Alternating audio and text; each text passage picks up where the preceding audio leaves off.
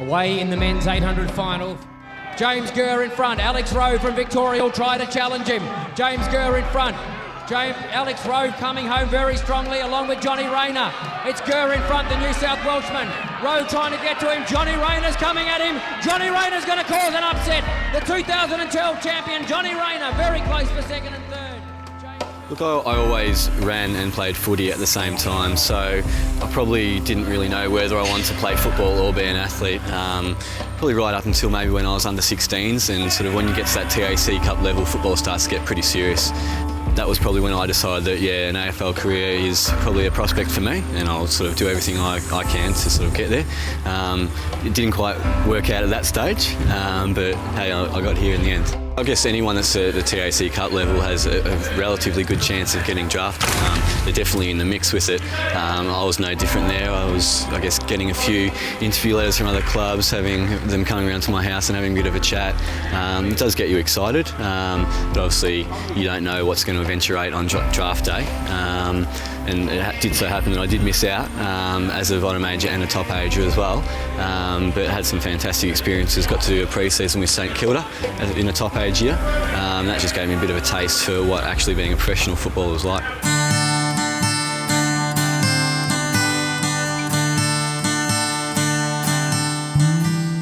Johnny, I first saw him back in 2009 when he was running around with the Western Jets, and I was coaching the Calder Cannons.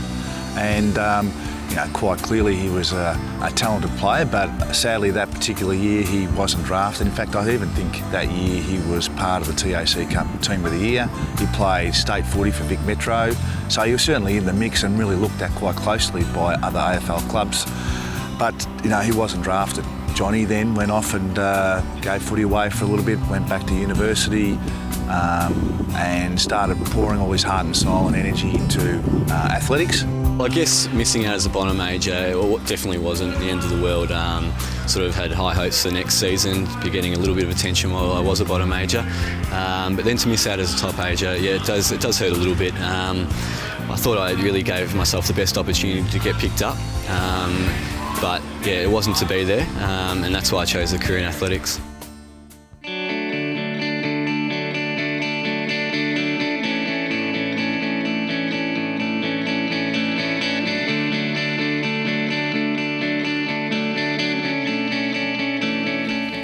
So there's obviously a few trophies here. I can't claim them all. They're a mixture of mine and my brothers and sisters, but I can just walk you through a few that are probably a little bit important to me.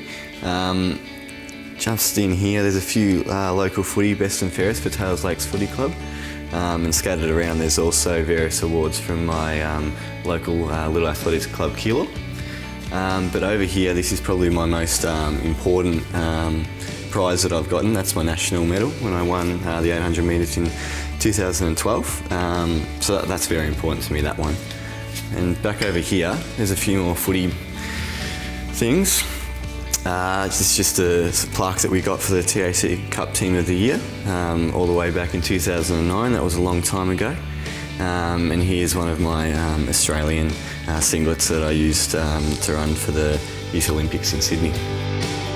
So I was started as an athlete at the same time when I started playing football pretty much, so as a sort of under 10 level, and ran all the way up through until I was playing TAC Cup footy. Then I sort of left athletics alone a little bit to give footy a red hot go.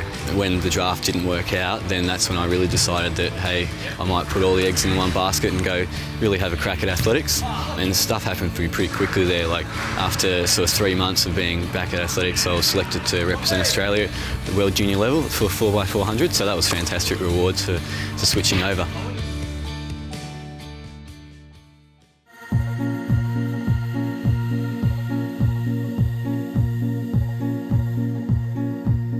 So at the moment I'm in my third year of postgraduate medicine at the University of Melbourne.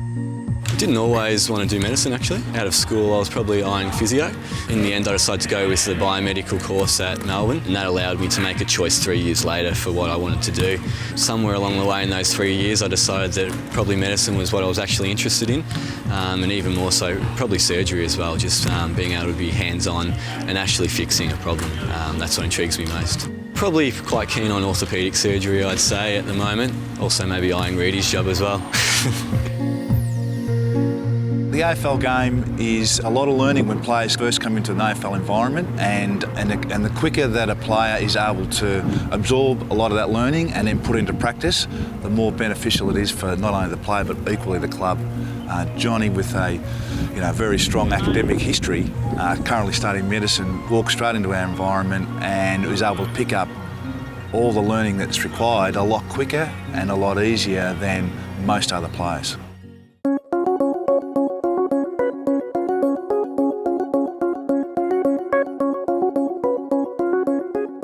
The study load is pretty high.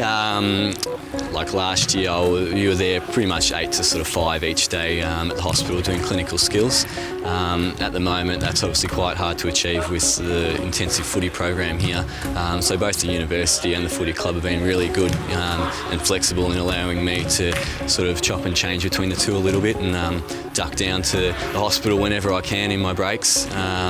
And I'm sort of getting a set amount of clinical experience ticked off with some really good supervisors at the hospital. We're just running some blood tests at the moment, and then we're going to get a picture of your heart on the machine and see how you're travelling. And from there we'll adjust our treatment, okay? I can't imagine it, like, when you're studying a medicine degree and doing what he's doing, and probably the contact hours that he has outside of football, and then juggling that with football as well. Like these days, football being a full-time profession and the amount of contact hours that you need at the club, I think it just shows the organisation skills that Johnny has and how smart he actually is in organising his life outside of football and when he's at football. I think it's extremely important to have something on the side. I'm on a 1-year contract here, I'd make no secrets of that, and it's what some might say a really small chance that someone coming from another sport can succeed in football. So that's why I've really made a big point of keeping my medicine going and keeping my future secure. We want to make sure that he's really set up outside of football as well, and if he does need a bit of time here or there to concentrate more on his studies, then we're more than happy to give him that time as well.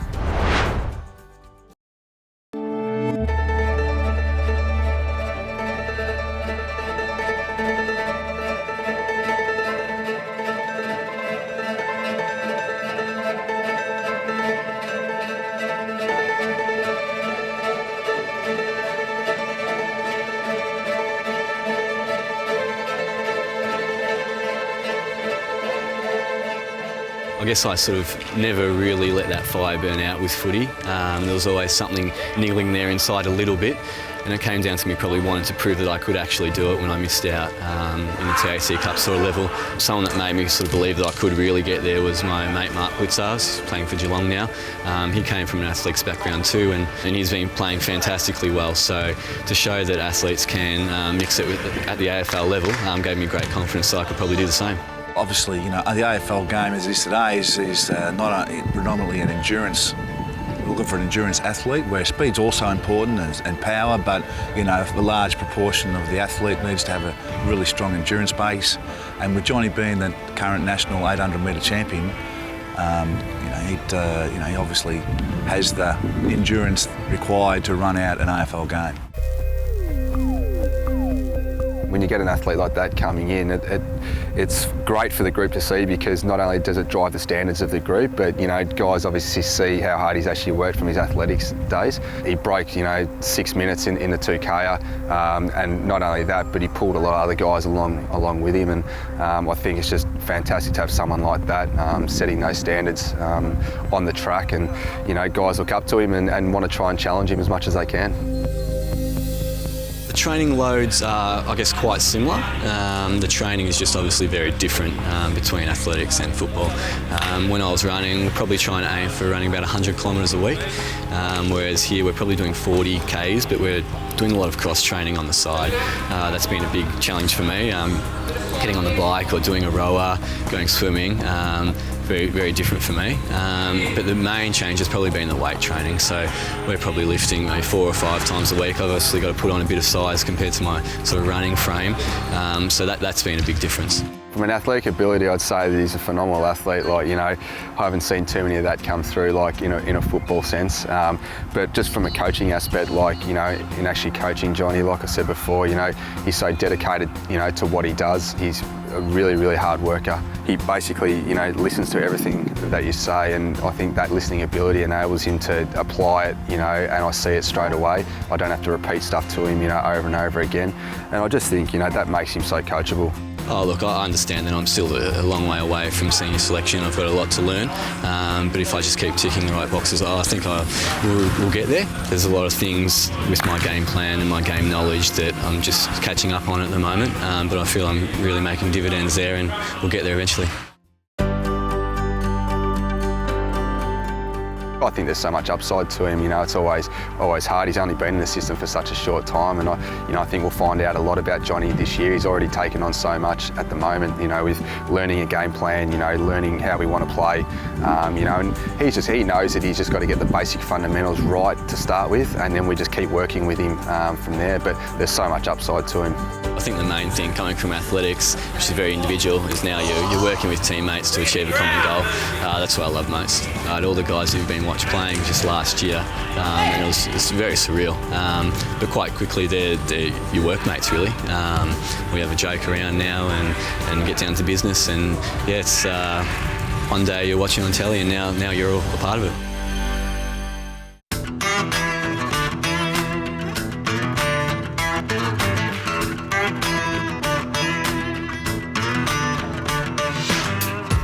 My first sash was presented to me round 3 against Carlton. It was presented by Joe Watson.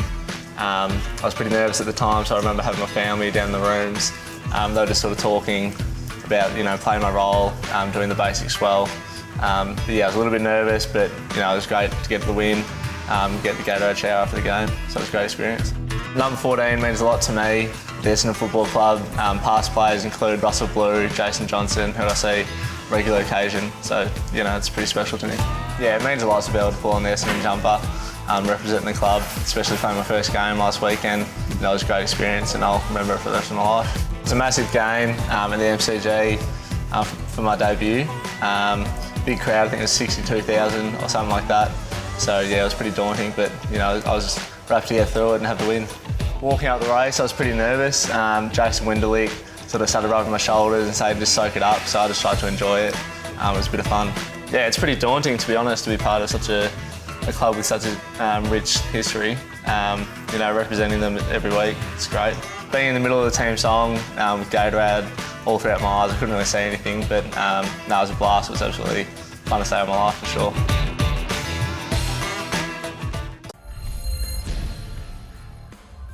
Having the 200 True Value solar panels up on the roof, that's going to mean that more money can be spent in other areas. That's got to be a good thing. The money we save on the power will go straight back into the footy. And again, for the players and for the staff, it's great for us. You look at the size of the facility, and obviously it requires a lot of power, and to be able to offset that with the True Value panels financially, it's really beneficial. Bomber, you and I actually have something very much in common. Both tradesmen.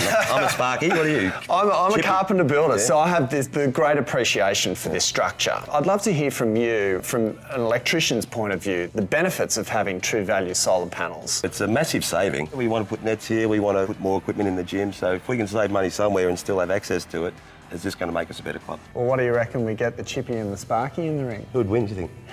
Ring the bell. We'll find out.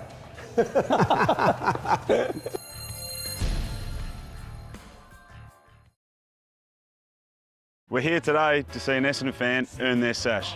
Today, Stefan is going to attempt to spend as long as possible in an ice bath. And today we're doing it the old-fashioned way, in a wheelie bin. Get down, keep going down. Yep, that'll do you. Oh, my fingers. That's all right. Toes. I'm too tall, Beach. Nah, stay there, stay there. My hands are feeling it the most. Yeah, what about your toes? What about the old fella? I don't want to think about the old fella. Nah. I reckon it's my about... hands, my hands are giving up now. I reckon it's about 12. Minute 20. All right, let's do it. Oh. If you'd like to earn your sash, tell us what you're prepared to do via hashtag. Skeet. One way to earn your sash is to visit the Kia website and see the many great deals currently on offer across the entire Kia range. So visit kia.com.au and find a deal that's right for you. You can even leave the sash on if you like.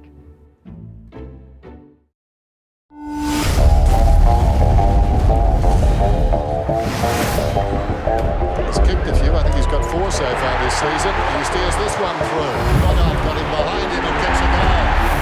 So Essendon powering away. Kicked a lot of goals tonight. Chapman rolling and rolling and rolling through. Everybody loves Chappie. Over the pack, Chapman, open goal. Our players love him, our supporters love him. And all our coaches love him. It's a real bonus. I think he's just been marvellous and fantastic for us.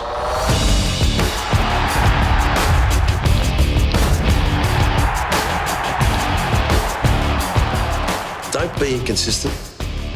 Don't be fancy, just be good at what you do. Because when you play that way, you look good. Everybody loves you. Our supporters come out tonight, and I could hear it from the box. I've rarely heard that the last 4 years. They were loud. Were they loud? Yeah, they were good. Well done. Been a long time for Essendon supporters.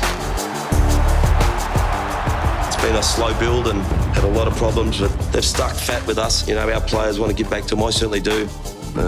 We just want to make it a place where they enjoy supporting. And they would have been pretty proud tonight.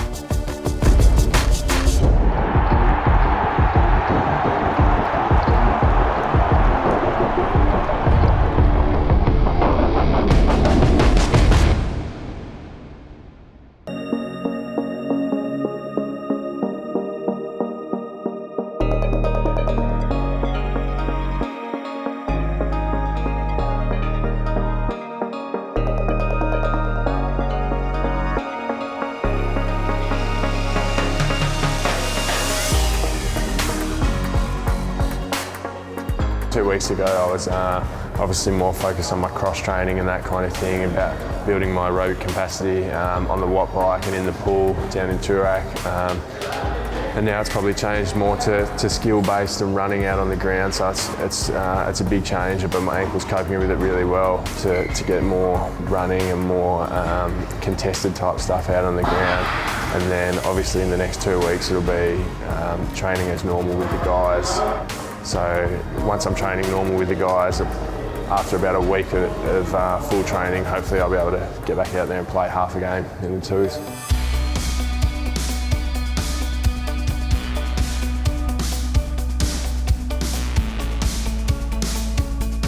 Tom's recovery from the injury in the initial terms was really good.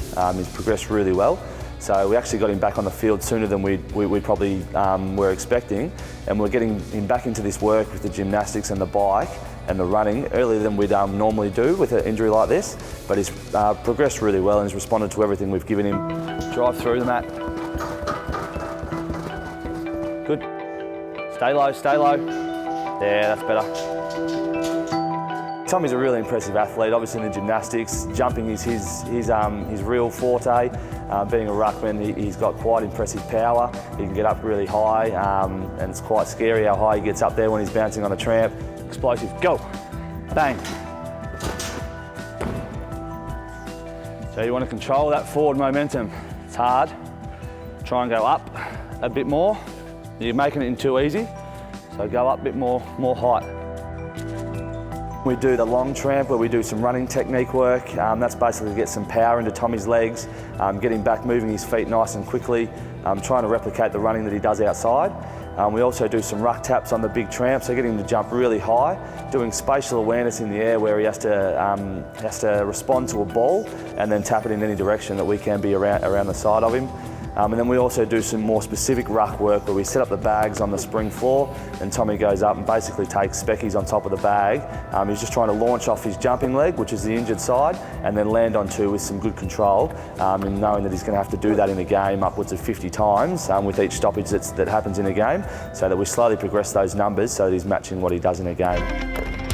The focus is probably more getting that movement, that offline movement, so it's a lot more skill-based, a lot more game-like, a lot more unpredictable in the way that I'm running and that kind of thing, just to get the ankle used to those kind of running patterns again. He really attacks everything that he does on the bike, in the pool, whether it's running, whether it's weights. Really loves training, really got a high work ethic, and that'll really hold him in good stead through this rehabilitation and getting back to playing football. The length of the process, I guess, is the most frustrating thing at that time. You can't see when you're going to be running, and you just feel like it's going to take forever. But I guess But now I'm back running and now I'm back training with the boys and that kind of thing. The end goal, I guess, of playing a game kind of becomes reality, and it's not too far away, which is really pleasing. The sessions give him confidence. Each time he does a session, each time he does some jumps, he gains more confidence in his ability to be able to do it following the injury.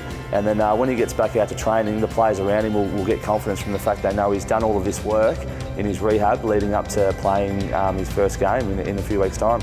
So the next couple of weeks I'll obviously ramp up my training a bit more with the main group. So next week it'll be still a little bit modified, then the following week will probably be just a normal week with the guys, and then with the aim to play 50% of VFL that week.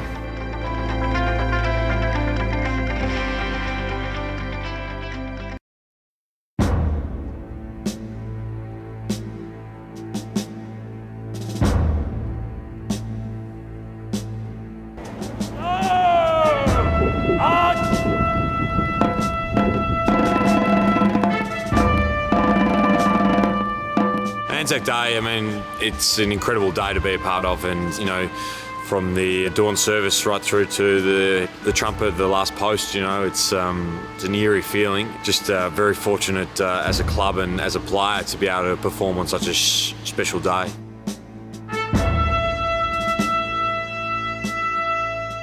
Collingwood were a pretty successful side at that stage. We were probably building, and sort of second, third quarters we started to play reasonably well and sort of hit the front for a while. Collingwood sort of wrestled the momentum back and also hit the scoreboard, and then actually Ricky Dyson, sort of with about a minute and a half to go, kicked a pretty amazing goal from the boundary line in the rain to put us within 5 points or whatever it was within a kick, and then Zaka finished it off. Ricky probably doesn't get the credit that he deserved for that goal.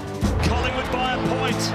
Lockyer brings it in. I think it was Nathan Lovett-Murray sort of was able to win the ball. We knew there wasn't long to go, and he, instead of blazing away, I think he sort of short passed it to Zaka, and I was right next to Zaka, and he sort of just played on quickly, and I just stood there and I thought, oh, well, we'll see how it goes. And you know, he, even off balance in the rain, he was able to deliver, and then it was just a matter of when's the siren going to blow and how quickly is it going to be. The Bombers have run it.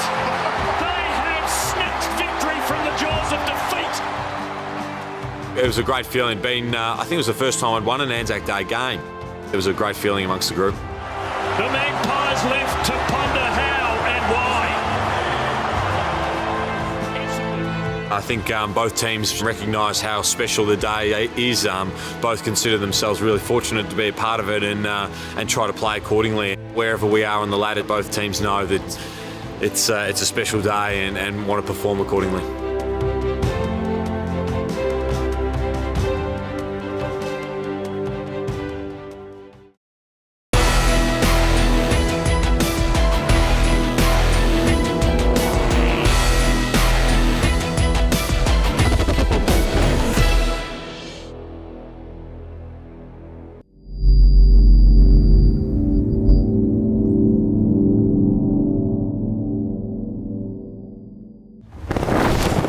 This has been a Fox Footy presentation.